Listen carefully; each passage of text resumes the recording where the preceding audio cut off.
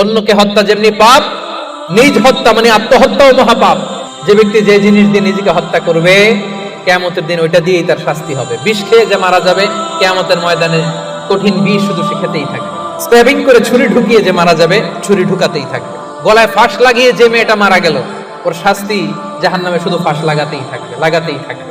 কিয়ামতের দিন আল্লাহ তাআলা সর্বপ্রথম বিচার করবেন এই রক্তের বিচার। সর্বপ্রথম বিচার হবে কাবিলের। আদম আলাইহিস সালামের যে সন্তান কাবিল এই পৃথিবীতে হত্যার প্রচলন চালু করেছে। এই পৃথিবীর প্রথম হত্যাকারী খুনিকে বলেন তো, কারে মারছিল? এজন্য পৃথিবীতে যত হত্যাকাণ্ড, ওই হত্যার একটা পার্সেন্টেজ গুনাহ ওর আমলনামায় আছে না নাই? কিয়ামতের দিন আল্লাহ দুইটা বিচার দিয়ে শুরু করবেন। হাক্কুল্লাহ, আল্লাহর হকের প্রথম বিচার হলো নামাজ, আর হাক্কুল ইবাদ, বান্দার হকের প্রথম বিচার হলো রক্তের বিচার। সেদিন লক্ষ কোটি মানুষের সামনে সেই রক্তের বিচার করবে কে?